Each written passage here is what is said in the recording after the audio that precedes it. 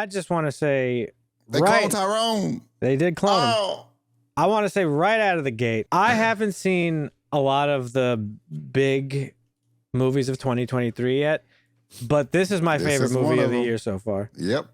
And, for sure. And easily one of the best sci-fi thrillers I've ever seen. And I can't wait to explain all the reasons why to you guys.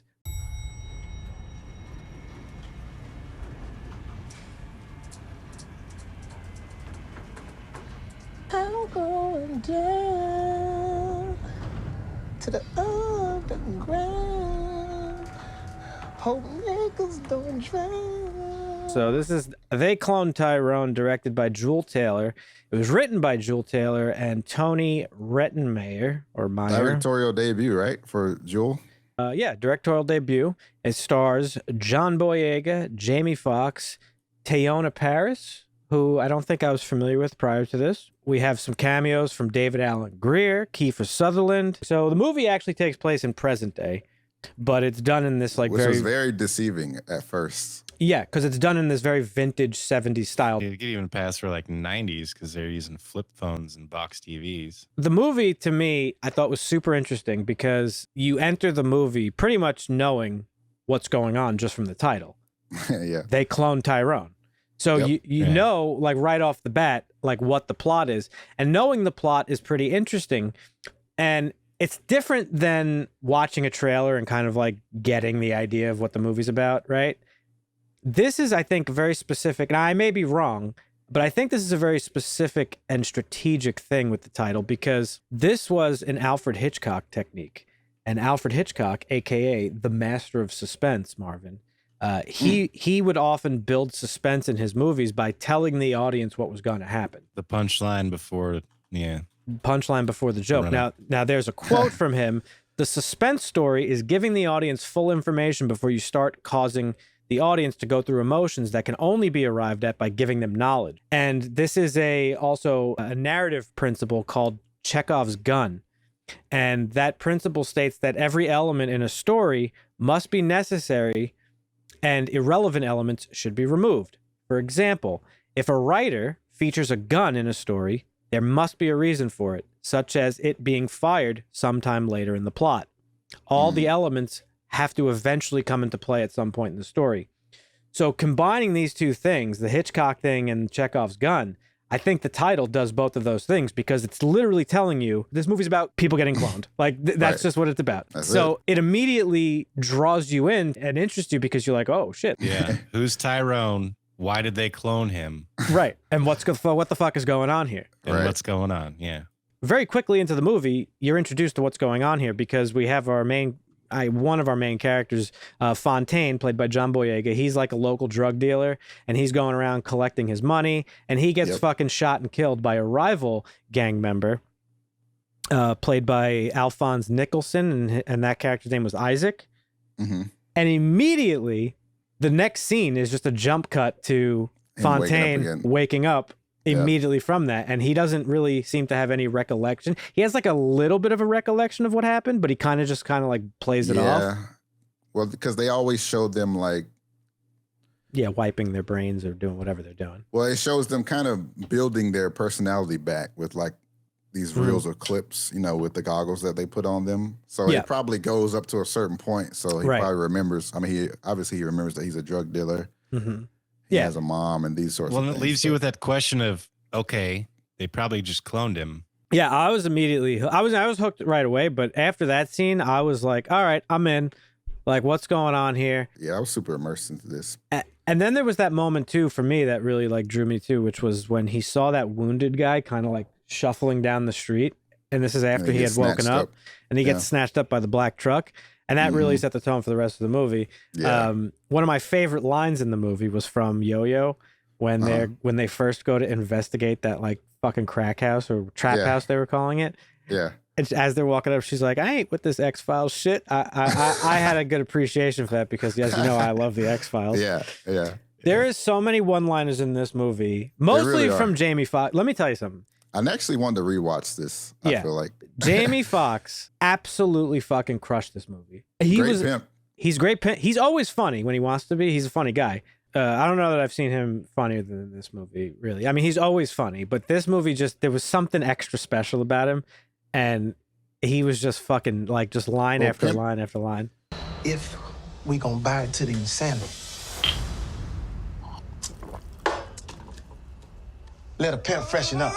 Pimps will definitely always steal the moment when they're on screen. Generally, I feel like. Is that what it was? Was it like the pimp delivery? Pimp charm, pimp normally charm. Charismatic, very charismatic. But I also think he was so commanding because of how not bland, that's not the right word. John Boyega was a much more stoic character. Yeah. I think what you're trying to say. Yeah, stoic is a good word. He was very like serious and devoid of emotion, which I really liked, because if you're living that life of a drug dealer where you kind of like, he's like the guy in the town, right? Yeah, he is. And he's got like rival gang members trying to fucking get up on his shit and kill him. Right. Like, you gotta be that.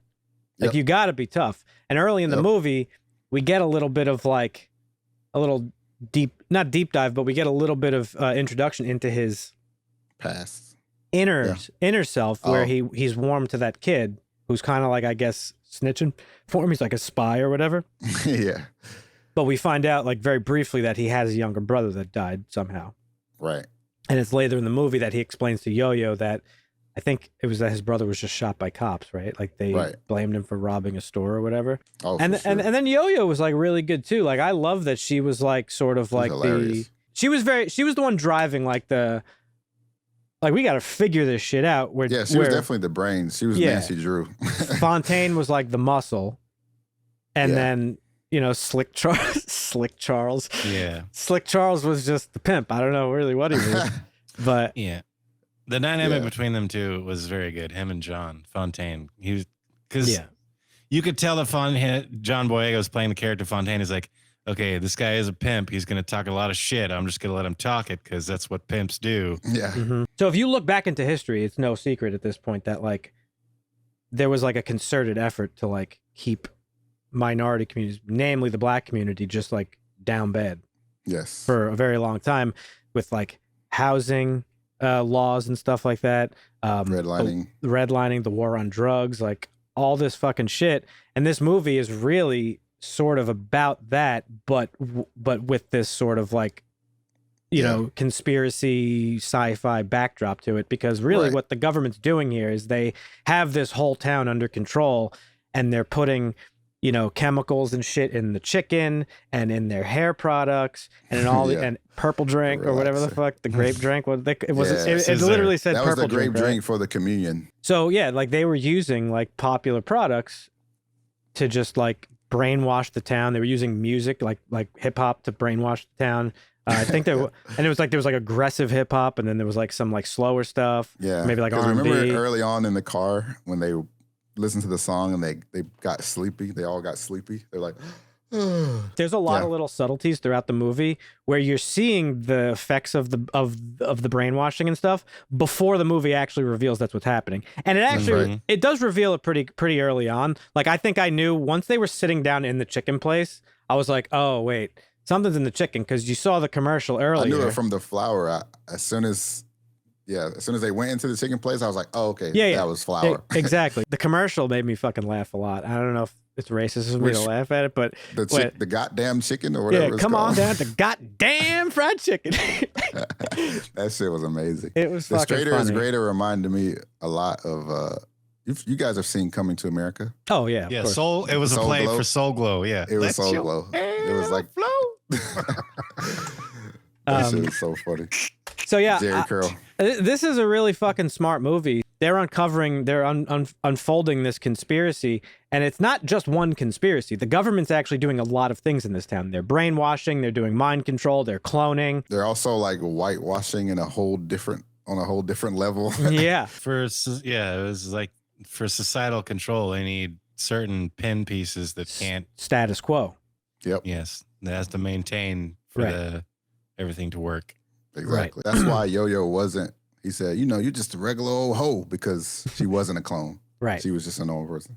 Through her, we get that perspective of how just not just like black communities, but like just impoverished communities in general sort of get held back by they get trapped by their lot in life, basically. Like if you're born into a impoverished, crime-ridden community and there's no social programs to help get you out of that, like after school programs or things like that, like what is a kid to do? You're going to just join a gang because that's all you know.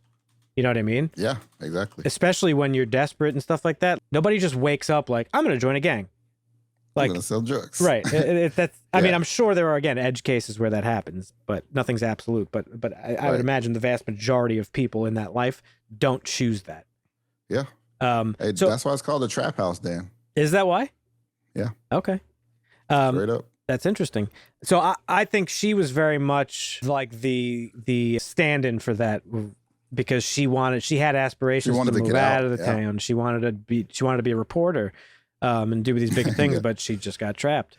I think religion, I feel like the idea that, you'll get your heaven after earth is like, it's like capitalistic propaganda, because it makes you not aspire to do anything or not aspire for any type of change while you're actually alive on earth. Form of societal control, which is an overall message of the movie itself, which is societal control and keeping the masses in check. And this movie specifically is more minority focused, but but it does apply elsewhere. Final reveal is that Fontaine was created by a scientist. So this scientist created Fontaine in his own image, gave him the memory of his dead brother, because that did happen, and that's what inspired him to go down this path in life to eventually work for what you would guess is like the CIA Wars timeline or something. But he's running this program to do this, but he's basically explaining, and Marvin touched on it earlier, is whitewash basically all of America. Everyone, yeah. And his excuse for it, actually, now, I don't know if this is racist of me to think this, but I actually felt for him, because he explained, like, he witnessed his brother die because of, like, police brutality against minorities, which we see happen all the time in real life. Yeah. And he felt that life as a black man, or as just a minority in general, was so hopeless that the only path to like living was to assimilate into white culture altogether. He actually said assimilation is better than annihilation. Yeah. That was what he said. And in his office, they never really focus on it. It's kind of just a background shot, but it's basically like like the evolution of like apes into humans, but it's like of black people into white people. The darkest black guy to the whitest white guy. It was fucking hilarious. Yeah. It was funny, but it's also like kind of like, oh man, that's like, imagine being. That is pretty sad to see it. That's the only hope. That is sad. It's crazy. Yeah. There was a secret CIA project that was intended to develop procedures and identify drugs that could be used during interrogations to weaken people and like force confessions and stuff through brainwashing and psychological torture. It began in 1953. It was halted in 1973, and it is called MK Ultra. It is a known historic fact. I have heard that term that before. The CIA experimented on minorities. MK Ultra used numerous methods to manipulate its subjects' mental states and brain functions, such as the covert administration of high doses of psychoactive drugs, especially LSD, and other chemicals without the subject consent, electroshocks, hypnosis, all stuff we see in this movie, sensory deprivation, isolation, verbal and sexual abuse, and other forms of torture. So this shit really fucking happened. For as ridiculous as this movie is, this shit happened. So you thought the 2 hours was perfect? I did not feel a single second of the length of this movie. I did a little bit, but that's because I watched it like late at night and I was a little bit tired and it was getting late and I was like, okay. That's fair. All right. Now the first hour like had me in. I was like locked, but that last hour I was like, okay, wait, are we not? So I got a little, so I want to go back and rewatch it while I'm fresh, but I did think the 2 hour runtime was a little tad long. Excuse me, kind sir, but if you could point me to the elevator that leads down to the freaky laboratory, I'll be out your atmosphere. Let's get it, man.